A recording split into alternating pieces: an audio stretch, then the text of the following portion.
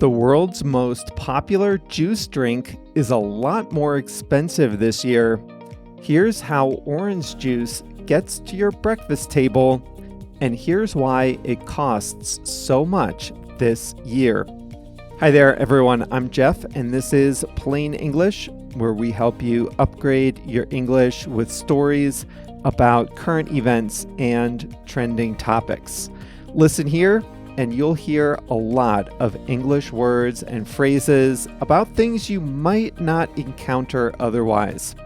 And of course, in the second half of every lesson, we talk about a common English expression or phrasal verb. Today's story, OJ, orange juice.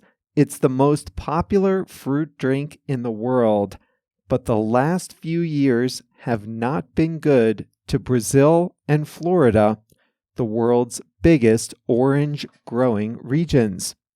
And that's affecting prices in supermarkets around the world. We'll take a tour through how a glass of orange juice makes it to your breakfast table and what might happen if these prices stay high. In the second half of today's lesson, I'll show you how to use the English word worthwhile. It's a single word, but it's a good one to know how to use. Worthwhile. The full lesson, the transcript, quiz, and exercises, it's all at plainenglish.com/686. Before we dive into today's story, you've heard me mention some of the great ways our Plus membership can help you upgrade your English, and you might be curious about what that looks like. We've recently unlocked some free samples so that you can try out the premium features for yourself. Even if you don't join, you'll still learn something from the sample lessons. Sound good? Look for the link that says free samples at the top of plainenglish.com. I've also put a direct link to the samples at the bottom of the show notes of this episode. Now, we're ready to start today's story.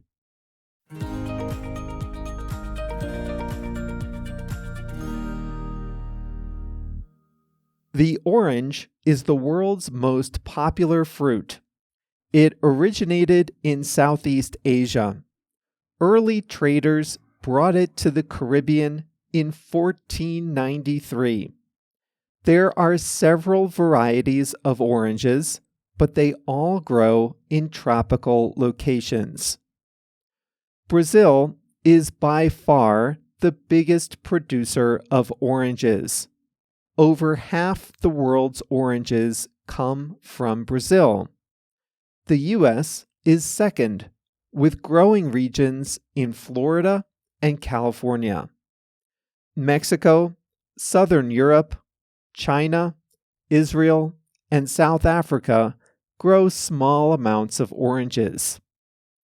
Orange juice is the world's most popular juice drink. About a third of the oranges grown each year are processed into juice. The US, Canada, UK, and Europe are the biggest markets for orange juice. 2/3 of American households buy orange juice. For many of us, orange juice is something we take for granted. We assume that there will always be fresh OJ in the refrigerated section of the grocery store and in restaurants. But oranges have a short growing season. An elaborate international supply chain keeps our refrigerators stocked year-round. Most consumers in Europe and Asia drink juice that has been concentrated. Juice producers, primarily in Brazil, concentrate the juice by evaporating some of the water in it. This concentrate can be frozen and then shipped to international markets. Shipping the frozen concentrated juice is cost efficient. There are specialized tanker cars on trains, specialized trucks, and specialized ocean-going ships to handle concentrated orange juice. Processors at the receiving ports then convert the concentrated juice into a product that can be packaged and ready to drink. Consumers in the US and Canada are lucky, though. They primarily drink juice that is not from concentrate. That means it has never been evaporated. It's more expensive to ship that way, but it doesn't have to go a long distance since it comes from Florida and can go over the road.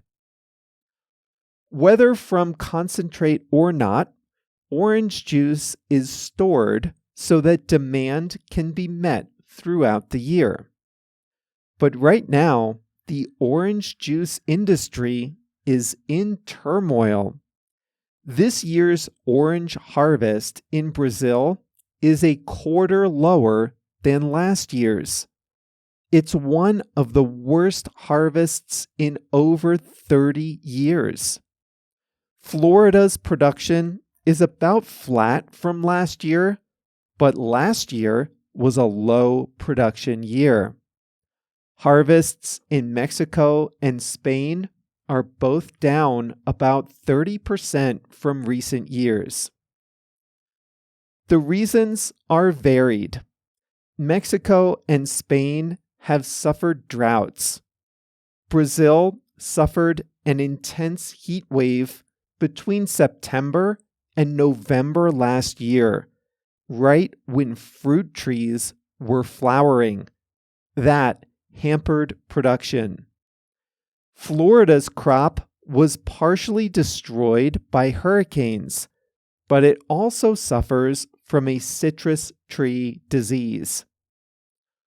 All this means that bulk international orange juice prices are at record highs. And this comes after a punishing few years of inflation that have raised costs of shipping, packaging, labor, and storage, all of which also have pushed juice prices higher at the grocery store. At some point, consumers won't be willing or able to pay such high prices. So what might happen then? Some juice makers might shift to lower quality blends. Some producers might mix different citrus fruits, like mandarins, into their orange juice blends. Other juice companies might try to sell more juice cocktail, blends of multiple fruits, including grapes and apples, which are more plentiful. The big question for orange growers is this: should they plant more orange trees? Planting a new fruit tree is a long-term commitment. Farmers have to care for orange trees for a few years before the trees bear even a single piece of fruit. An orange tree matures only after 10 years. And in a punishing and changing climate, some farmers will wonder whether that's a worthwhile investment in the long run if the harvest is uncertain.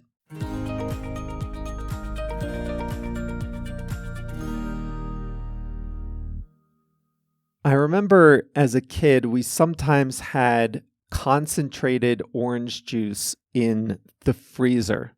It was awful. It came in a small can, and you had to mix the frozen concentrate with 3 cans of water. It just tasted fake. Now that stuff has all but disappeared. I wonder if you can still get it. The quality now is so much better than it was years ago. but still, nothing in the grocery store can compare to juice that is fresh squeezed. Where I live in Mexico, fresh squeezed juice is very, very common. I can walk a block north or a block south from my apartment and buy orange juice squeezed that moment. Nothing beats orange juice that way. No storage tank required.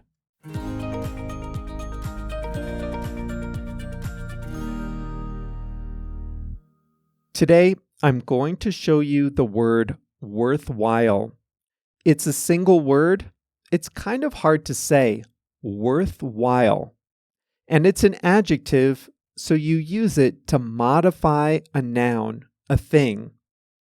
Something is worthwhile if it's worth the time, money, or effort that it costs you. Traveling and moving around is something that costs you time, money, and effort. We talked about IKEA, the furniture store. If there's an IKEA near you, chances are it's a big, big store on the outskirts of town. It takes a while to get there. You park in an enormous parking lot, and there's no such thing as a quick trip into IKEA. The stores are laid out, so you have to walk through the entire store no matter what. So imagine you need a few hangers for your closet. I like the wooden hangers they have at IKEA. So imagine you go to IKEA and 3.5 hours later, you get home with your new hangers. Was that trip worthwhile? Was that a worthwhile trip? You got a package of hangers, but it took all afternoon. I would say that trip was not worthwhile. That trip to IKEA was not worth the time, effort, and gas money just to get a few hangers. Now, with a little bit of planning, you can make something worthwhile. If you're contemplating a trip to IKEA, you can ask yourself, what can I do to make this trip worthwhile? What can you do to make it so that this trip is worth the time, effort, and money? Is there another store near IKEA that you also need to go to? Can you combine the trip with another errand? That might make the travel time worthwhile. Or do you need a few things at IKEA? Can you wait until you have to get a few things there? That could also make the trip worthwhile. At work, you might say, we need to make this meeting worthwhile. If you're going to coordinate schedules, reserve a room, take up an hour of people's time, it can't be a waste. It should be worth the time and effort. The meeting should be worthwhile. The cost in those examples was time and effort. If you own a home, though, you're constantly asking whether something is worthwhile. Some repairs you just have to do, but others are optional. And with those, you have to balance the cost of a repair with what you get in return. Does the repair lower your utility bills? Does the repair or improvement increase the value of your house? Will it simply be for your enjoyment? All of those questions can help you decide whether a repair or improvement is worthwhile. I owned an apartment in Chicago. Some of the things I did were worthwhile, some were not. When I moved in, I installed some lights on the wall in the living room. They were kind of expensive, but I liked the look of them, at least when they were in the store. But in the end, I never used those lights. That was not a worthwhile project. It cost money, but I really didn't even use those lights very much. It wasn't worthwhile. But here's one that was worthwhile. Before I moved in, when the apartment was totally empty, I had the hardwood floors resurfaced. That was a worthwhile project. It cost money. It cost a lot of money, but the floors were in bad shape when I bought the apartment. And there are only 2 times you can resurface the floors if you have 100% hardwood floors.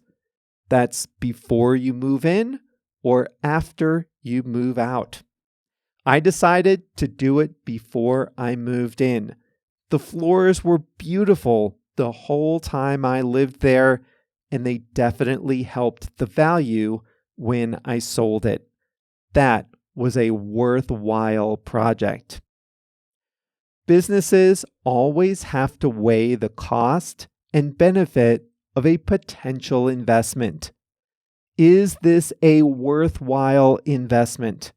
That means, will the time, money, and effort be rewarded in the future?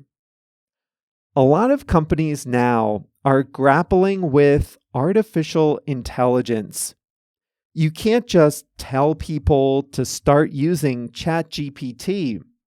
You have to invest in training models, changing systems, integrating systems, training people, checking the quality. AI models can save time, but they also cost a lot up front. So businesses are wondering, is this a worthwhile investment? You can also say, is it worthwhile to, and then put an activity. Climate change and extreme weather are affecting agriculture. And agriculture is an industry with long cycles. If you grow oranges in Brazil, you can't install a machine that makes more oranges next year.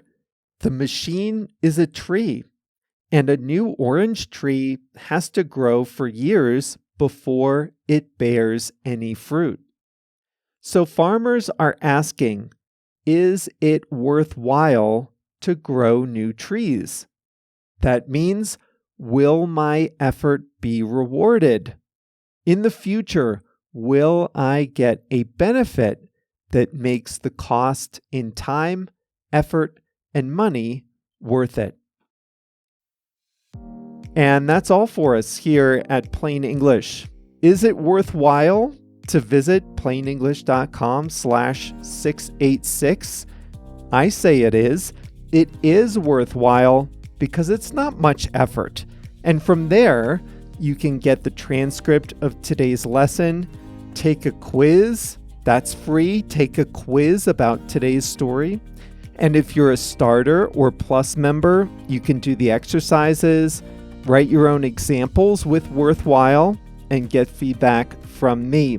So plainenglish.com/686 is the full lesson today. Now we've got a new story on Thursday. It's about dollar stores. And then next week, we're starting our summer series called Summer Break. I'm going to give you a mental break, and we'll spend July and August talking about different parts of American life and culture. Now we're going to start July 1st and July 4th by looking at East Coast living and West Coast living. What are the pros and cons of living in the East versus the West of the United States? Because they really are different cultures. That's starting in July, and we'll have new topics like that every week for the months of July and August. That's all for today. See you next time.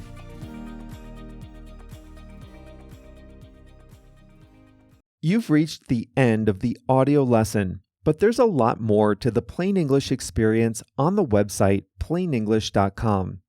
A lot of plainenglish.com is free, but the best tools to help you upgrade your English are part of the Starter and Plus memberships. And if you've ever been curious about what those look like, well, I have good news for you. We've unlocked some free sample lessons that let you try out the Starter and Plus features for yourself. There are 2 easy ways to find the free samples. First, at plainenglish.com, there's a new link at the top of the page that says Free Samples. I've also put a link in the show notes for this episode.